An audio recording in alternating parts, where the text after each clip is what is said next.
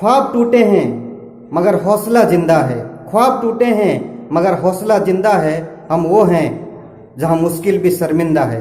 Manoeuvre Hindi classes में आपका स्वागत है। आइए आज पढ़ते हैं 10वीं कक्षा का पाठ अनमोल वाणी दोहे तुलसीदास।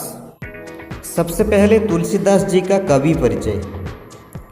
हिंदी साहित्य के इतिहास में भक्ति काल को सर्वश्रेष्ठ काल कहा गया है और भक्ति काल में दो काव्यधाराएं थी, एक निर्गुण काव्यधारा, दूसरा सगुण काव्यधारा। और सगुण काव्यधारा में एक राम भक्त काव्यधारा, उस राम भक्त काव्यधारा के प्रसिद्ध कवि थे तुलसीदास। भक्त कवि तुलसीदास जी का जन्म सन 1532 में उत्तर प्रदेश के राजापुर में हुआ और उनका देहांत सन 1633 में हुआ था। उनके पिता का नाम आत्माराम दुबे था और उनकी माता का नाम हुलसी था। उनके जन्म को लेकर भी एक रोचक कहानी है जो किताबों में नहीं है। किताबों में तो है हमारी अनमोल वाणी तुलसीदास, जो 10वीं कक्षा की किताब में नहीं है, तो मैं बता रहा हूँ, सुनो। जब पैदा हुए तब उनके दांत थे, तो माता पिता डर गए, अरे बचपन से पैदा हुए उनके दांत थे।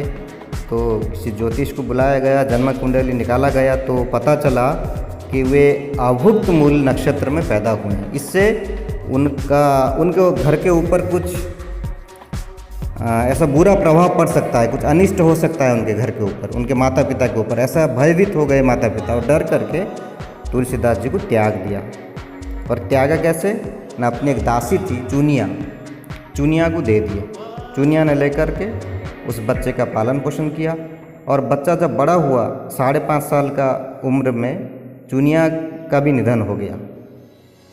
इसलिए तुलसीदास जी का बचपन अभावों में और बड़े कष्ट में बीता। बच्चा जब पैदा होता है तो सबसे पहले वो रोता है, लेकिन तुलसीदास जब पैदा हुए तो वे राम नाम का शब्द उच्चारण किए, इसलिए उन्हें राम बोला भी कहा जाता है। जब इस बात का पता चला नरहरिदास नामक एक साधु को, तो उन्होंने चुनिया के मर जाने के बाद तुलसीदास को लेकर के उनका पालन पोषण किया, पाल पोष करके बड़ा किया। उन्होंने अपने साथ तुलसीदास जी को अपने साथ घुमाया, वेद उपनिषद पुराण आदि की शिक्षा भी दी। उन्होंने ही संपूर्ण राम कथा भी सुनाई। इसलिए बचपन से ही तुलसीदास जी को साधु संगति और धार्मिक ज्ञान का लाभ मिला। उनका विवाह दीनबंधु पाठक की विदुषी पुत्री रत्नावली से हुई थी। तो वे पत्नी को बहुत चाहते थे। वे पत्नी पर इतने आसक्त थे कि पत्नी को छोड़ करके थोड़े समय के लिए भी रह नहीं सकते थे। तो एक बार उनकी अनुपस्थिति में उनकी पत्नी मायके चली गई, तो पत्नी का वियोग सह न सके और रात को बरसात भी बहुत तेज़ हो रही थी, जंगल पार होके यमुना नदी तैर करके जाके पत्नी के पास पहुंच गए। तो पत्नी ने इतने रात में आने का कारण समझ गई और लज्जित होकर बहुत धिक्कारने लगी। उसके बाद वो पत्नी को छोड़ करके चले आए और साधु बन गए। तुलसीदास राम भक्त थे और यौवन काल में ही वे साधु बन गए। रामानंद उनके गुरु थे। वे हिंदी और संस्कृत के बड़े पंडित थे। उस समय मुगलों का शासन था, देश की सामाजिक और धार्मिक परिस्थितियां अस्त व्यस्त थी। तुलसीदास जी ने रामचरितमानस लिख करके लोगों के सामने निष्कपट जीवन और आचरण का उदाहरण रखा। आज भी यह देश का अत्यंत लोकप्रिय ग्रंथ है। जन साधारण उसे बड़े चाव से पढ़ते हैं। दुखी, निराश और भक्त लोगों को रामचरितमानस पढ़कर सुख शांति मिलती है। विनय पत्रिका, कवितावली, दोहावली, गीतावली आदि उनके अनेक ग्रंथ हैं। वे अवधी भाषा और ब्रज भाषा, जो उस समय की साहित्यिक भाषा थी, दोनों भाषा में लिखते थे। अब तुलसीदास के दोहे, पहला दोहा मैं गा करके सुना रहा हूँ, सुनिए। तुलसी मीठे वचन ते सुख उपजत चहुओर, तुलसी मीठे वचन ते सुख उपजत चहुओर, वशीकरण यह मंत्र है परिहर वचन कठोर। अब सुनिए दूसरा दोहा। गोधन गज धन बाजी धन और रतन धन खान, जब आवे संतोष धन सब धन धूरी समान, सब धन धूरी समान। अब सुनिए तीसरा दोहा। रोस न रस ना खोलिए बरी खोलियो तरवारी, सुनत मधुर परिणाम हित बोलिए वचन विचारी, बोलिए वचन विचारी। आइए शब्दार्थ पर एक नजर डालते हैं। मीठे का अर्थ है मीठा या मधुर, वचन का अर्थ है बात या वाणी, ते का अर्थ है से या द्वारा, उपजत का माने उपजना या पैदा होना, चहुं ओर चारों ओर, वशीकरण का अर्थ है वशीकरण, वश में या अधीन में कर लेना, परिहरू का अर्थ है परित्याग करना या छोड़ना, कठोर का अर्थ है कठिन, गोधन का अर्थ है गाय रूपी धन। जैसा कि आप चित्र में देख रहे हैं, उस समय जिसके पास गाय बैल बहुत सारे रहते थे उसे गोधन कहते थे, गाय रूपी धन को गोधन। गज का अर्थ है हाथी, गज धन मतलब हाथी रूपी धन। तो हाथी रूपी धन देखिए चित्रों में, जिसके पास बहुत सारे हाथी रहते थे, हाथी रूपी धन, गज धन। बाजी का अर्थ है घोड़ा, इस तरह बाजी धन का अर्थ हुआ जिसके पास बहुत सारे घोड़े रहते थे, जैसा कि आप चित्र में देख रहे हैं ऐसे।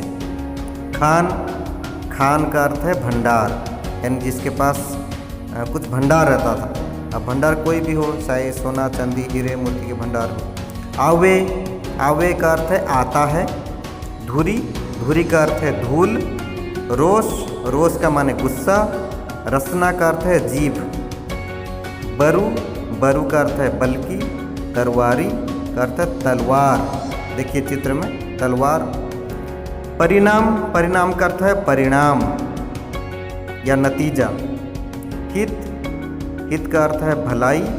विचारी, विचार करके या सोच समझ कर।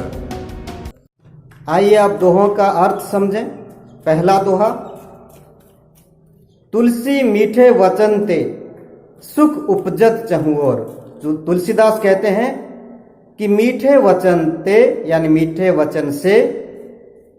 वचन से चारों ओर सुख फैलता है, सुख उपजता है। उपजना मतलब फैलता है।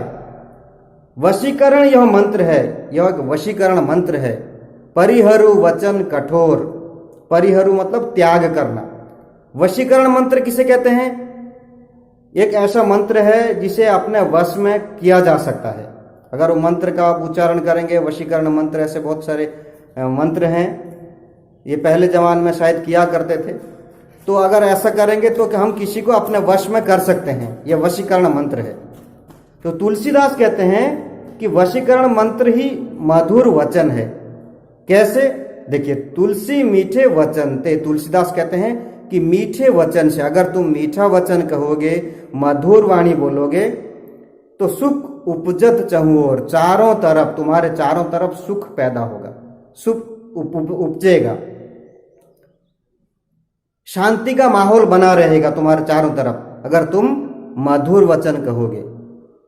यह वशीकरण मंत्र जैसा है, यानी इस वचन के द्वारा तुम किसी को भी अपने वश में कर सकते हो। किसी को भी, चाहे किसी का दिल बहुत कठोर क्यों ना हो, अगर तुम मीठा वचन कहते हो, तुम्हारे मुख से अगर मधुर आवाज निकलती है, तुम अच्छा बोलते हो, मधुर वाणी से बात करते हो, मीठा वचन बोलते हो, तो किसी का भी दिल चाहे जितना भी कठोर हो, उसका दिल पिघल जाएगा, उसका गुस्सा दूर हो जाएगा। मधुर वचन से उसका जो गुस्सा है पल भर में भी दूर हो जाएगा। यह वशीकरण मंत्र जैसा है। मधुर वचन अगर तुम कहोगे तो तुम किसी को भी अपने वश में कर सकते हो, तुम्हारे दुश्मन को भी तुम अपने वश में कर सकते हो मधुर वचन के द्वारा।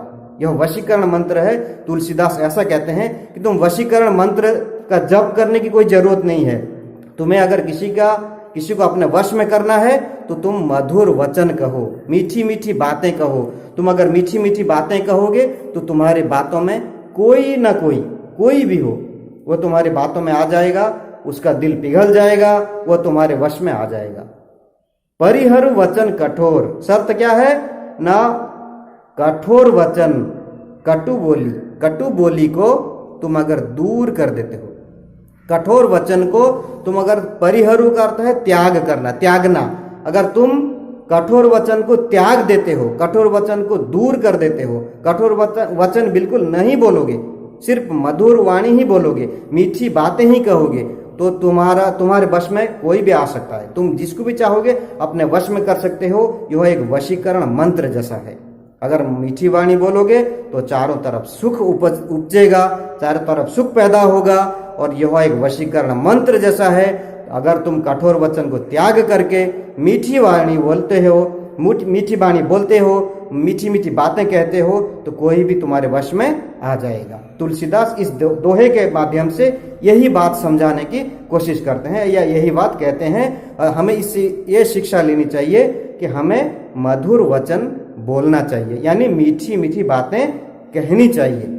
बात कहने में हमें कृपण नहीं बनना है। बात करने में कौन सा कृपण है, हमारे हाथ से कुछ जाता नहीं है, इससे धन भी खर्च नहीं होता है। बस हमें धीरज रखना है और मीठी ही बातें करना है। अगर हम मीठी बातें कर सकते हैं तो इससे हमारा भला होगा, सबका भला होगा, चारों तरफ सुख ही सुख पैदा होगा।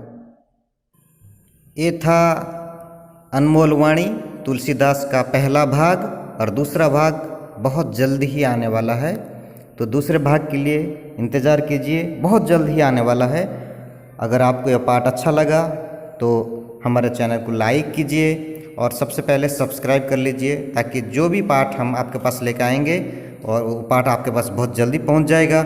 सब्सक्राइब करने के साथ एक बेल आइकन है, उस बेल आइकन पर आप प्रेस कर दीजिए, ताकि नोटिफिकेशन आपके पास बहुत जल्दी पहुंच जाएगा। नोटिफिकेशन पहुंचने से आपको फ़ायदा होगा। कोई भी पाठ हम जल्द बनाएंगे तो आपके पास उसका नोटिफिकेशन पहुंच जाएगा, उस पाठ को आप देख सकते हैं।